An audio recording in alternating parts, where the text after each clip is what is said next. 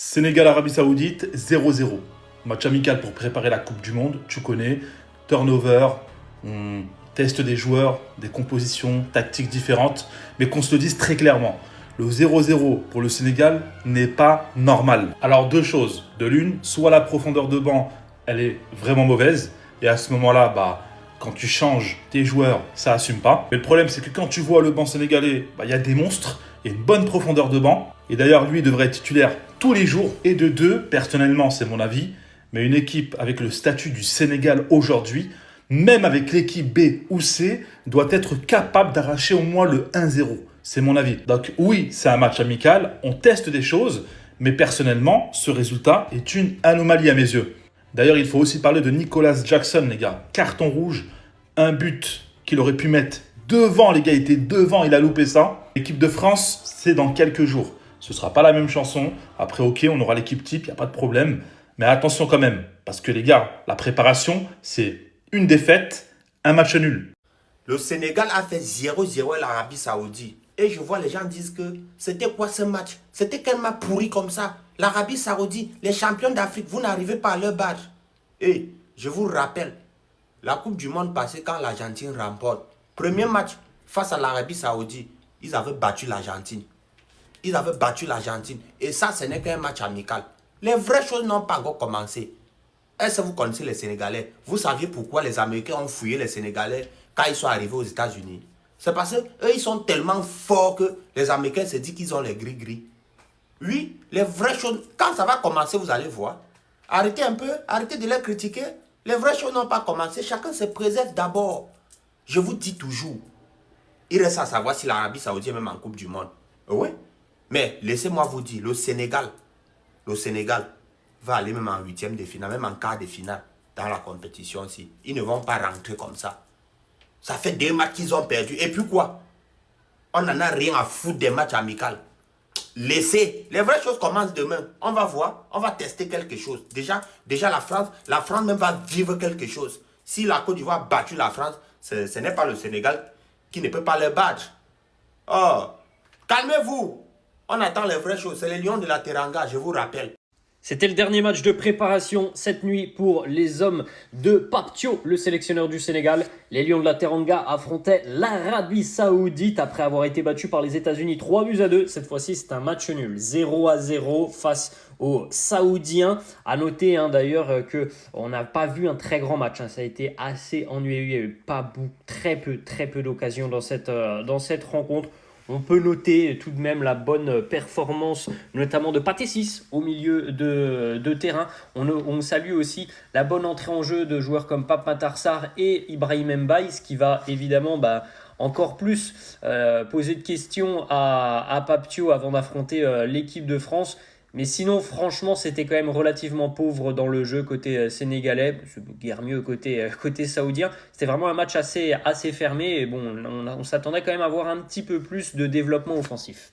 Ça les amis, c'est l'équipe qui a démarré face à l'Arabie Saoudite, donc voici ce 11 qui pourrait donc être amené quand même à être un petit peu modifié parce qu'il y a eu des entrées en jeu plutôt intéressantes hier côté Sénégal. Maintenant, place à la compétition. Dans une semaine, les Lions de la Teranga vont affronter l'équipe de France. Il est 3 heures du matin, je me lève à 6 heures du matin, il me reste 3 heures à dormir. Je suis resté éveillé pour regarder un 0-0. Et 0-0, c'est... Le match, il était d'une nullité. J'ai dit c'est un match de Cannes, mais je ne sais même pas, en fait, le terrain, il était nul. Le match, il était nul en lui-même. Tout ce que je ressens de positif, c'est qu'il n'y a pas de joueurs blessés. Voilà, c'est juste ça. On va dire c'est un match amical. Allez, on oublie. Mais j'espère qu'à la Coupe du Monde, je veux voir du changement. Parce que là, ce que je vois, je vois des joueurs fatigués. Je vois beaucoup de choses là qui ne me plaisent pas. Mais, je vais dire, j'attends de voir le premier match contre la France. Mais en tout cas, j'espère que dans leur tête, là, ils savent que là, c'est la Coupe du Monde, les gars. C'est la Coupe du Monde. La Coupe du Monde, c'est tous les 4 ans. C'est pas tous les ans. C'est tous les 4 ans. Ça veut dire la Coupe du Monde, là, il faut avoir la dalle. Il faut aller là-bas, il faut aller à la guerre. Il faut avoir la dalle. Les 2 matchs que je viens de voir là, il manquait la dalle. Il n'y avait pas la dalle. Je me dis, peut-être ils se préservent. Ils ne veulent pas se blesser. Mais là-bas, là, contre la France, là, le premier match, il faut avoir la dalle.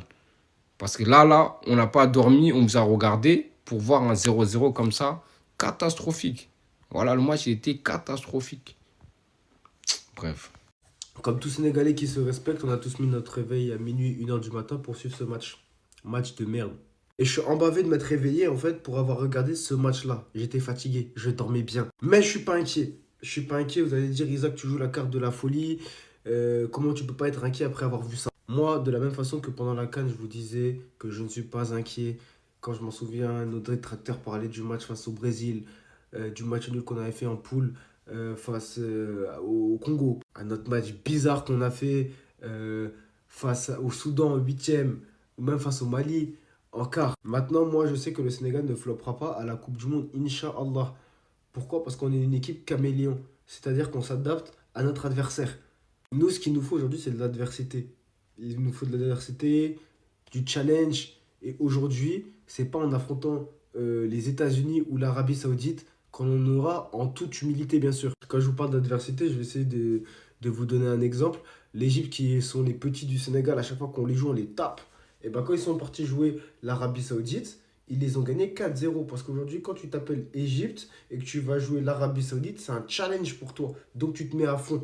Je sais pas si vous voyez ce que je veux dire. Voilà, c'est pareil. Moi, je me fais pas de soucis. Je sais que mon équipe réussira à s'adapter au niveau de l'adversaire et à surpasser même son adversaire.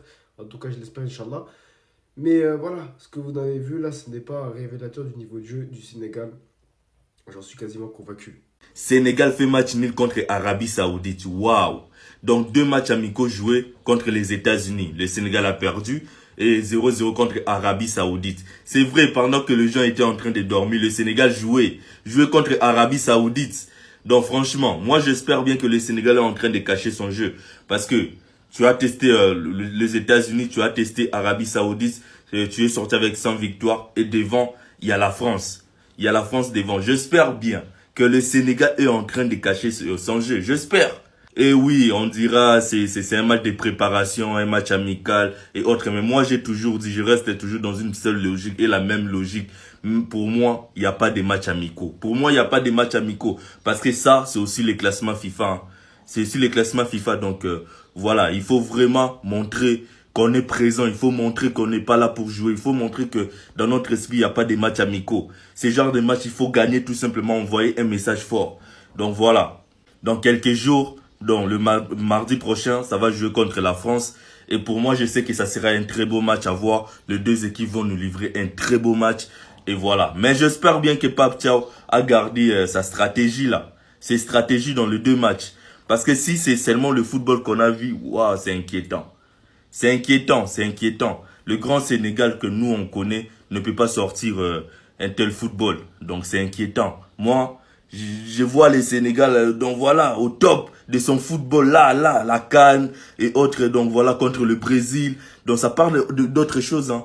Mais ces football là, si c'est ces football qu'on ira jouer face à la France, c'est inquiétant. J'espère bien que la stratégie, donc voilà, Pape Thiaw a gardé sa stratégie. J'espère.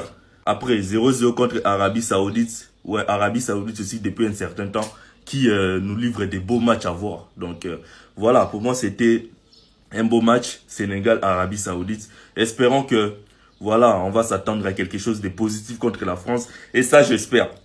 J'espère bien que le Sénégal va nous sortir un match de masterclass contre la France. Donc ça, je l'espère. Yo la team, c'est votre gars et Elon Musk, on espère que je te passe. Bon la team, petit débrief d'après-match du match d'hier. Et la team, pour ceux qui ont raté le match et qui étaient en train de dormir parce que c'était assez tard dans la nuit, les gars, je vous dis, vous n'avez rien raté. Parce que oui, le match n'était pas forcément le plus beau à voir. Mais bon, c'est un match amical, il y a des mises en jambe et on voit très bien que dans la tête des joueurs, que ce soit du côté saoudien et du côté sénégalais, voilà, la tête était plus à la Coupe du Monde et à ne pas se blesser. Donc voilà un très grand point positif, voilà, qu'il n'y ait eu aucun blessé après ce match amical-là. Alors, bien entendu, ça reste quand même un score, voilà, où on aurait voulu voir du coup des buts, mais bon, c'est assez correct, voilà, 0-0 contre une équipe d'Arabie Saoudite. Le Sénégal aurait pu élever le niveau, malheureusement, on ne l'a pas fait. Le Sénégal aurait pu même se faire peur et aurait pu encaisser des buts, voilà, de grosses lacunes défensives, et ça, faudra gommer très rapidement. En tout cas, les gars, s'il y a vraiment une personne qu'il faudra retenir de ce match-là, c'est Pathé Ciss. Pathé Ciss, il a vraiment fait son match, les gars. Il était vraiment là dans la récupération comme dans l'organisation de jeu. Franchement, il m'a époustouflé. Et franchement, c'est une des satisfactions de ce match.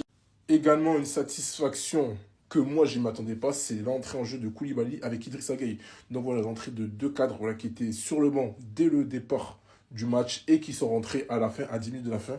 Et ça a vraiment, vraiment fait plaisir au public sénégalais. J'ai bien aimé également l'entrée en jeu de Pape Matar Sarr. Voilà, c'est ce Pape Matar Sarr que j'aime. Voilà, le Pape Matar Sarr qui demande, qui percute, qui est dans la dernière passe. Voilà, ce Pape Matar Sarr là qui est inarrêtable au milieu de terrain. Et ça, j'ai bien aimé son. Également les entrées de Ibrahim Mbaye et Ismaïla Sarr qui ont rapporté une percussion supplémentaire. Parce que les gars, on va pas se mentir, Iliman Ndiaye et Sadio Mané, c'était stéréotypé. Franchement, le match, c'est un peu pour ça qu'on s'ennuie, parce qu'il n'y avait pas de percussion devant. En plus, les gars, on va pas se mentir, Iliman Ndiaye, au début du match, il nous a apporté pas grand-chose à part des remises avec les milieux. Donc vraiment, le match était vraiment stéréotypé, les gars, et ça pouvait durer pendant des heures et des heures. On savait qu'on n'avait pas marqué. Donc voilà, il y a quand même quelques petites choses à gommer. Voilà, ce soit la percussion offensive. Alors, peut-être que Ismaïla Sarr reprendra sa position au poste de ailier droit. Et peut-être que ce sera soit Jackson, soit Bombardier en pointe. Et peut-être ça ramènera un peu plus de percussion, un peu plus de vitesse. Mais là, c'était trop faible. Alors, je ne sais pas également ce qu'il faudra faire pour Iliman Ndiaye. Iliman Ndiaye, s'il faudra le replacer dans l'axe parce que sur le côté, ça, il n'y arrive plus. Donc, à un moment donné, s'il n'y arrive plus sur un côté, il faut commencer à le repositionner soit dans l'axe, soit sur le côté gauche. Et les gars, chez Ndiaye, les gars, c'était aussi également une déception. Je vous mens pas. Et également, le très gros point négatif de ce match, c'est le carton rouge de Nicolas Jackson. Le mec, il est rentré, 6 minutes de jeu, il a perdu 2 ballons. Alors, il a fait une bonne action au moment quand il a fait un petit sombrero, là. Ça, c'était vraiment le truc qu'il a vraiment bien fait. Mais sinon, voilà, perdu trop de ballons, manque de concentration, carton jaune, carton rouge. Non, ça, c'est inacceptable. Nicolas Jackson, c'est inacceptable. En plus, tu as raté un but, là. Bon, il était en jeu, mais tu as raté un but. Donc, attention, toi. Ça fait 2 fois. États-Unis, Arabie Saoudite, j'étais à l'œil. Attention. Les Sénégalais, c'était con contre ce match pourri. Alors ouais, je sais, vous allez me dire, ouais, mais c'était pas l'équipe type, ils ont fait tourner. Mais justement, c'est quand vous allez jouer avec l'équipe type, en fait? Depuis la CAN, il n'y a pas eu un match du Sénégal où ils ont joué avec l'équipe au complet. Pas un seul. En fait, j'ai l'impression que le Sénégal s'est même pas préparé pour la Coupe du Monde, en fait. C'est aussi simple que ça. J'ai l'impression que plus le Sénégal a joué de matchs depuis cette CAN, plus les doutes ont commencé à être ajoutés, ont commencé à être creusés. Normalement, c'est l'inverse. Normalement, quand tu fais des matchs amicaux, des matchs de préparation, c'est pour supprimer quelques doutes, pour effacer quelques doutes. Là, c'est l'inverse. Et c'est ça le problème, les gars. Faut quand même se dire une chose. Depuis 2022, juste avant la dernière Coupe du Monde, justement, le Sénégal avait pas fait deux matchs comme ça sans victoire. Depuis 2022, avec ce match contre l'Iran et cette défaite contre les Pays-Bas à la Coupe du Monde 2022, il n'y a pas eu une seule fois où le Sénégal, où l'équipe A du Sénégal a enchaîné 2 matchs sans victoire. C'est là où on se rend compte à quel point, là, il y a quelques doutes à avoir. Là, on a vraiment l'impression qu'il y a vraiment des gros doutes à avoir juste avant cette Coupe du Monde, en fait. C'est ça qui est pas rassurant pour le coup.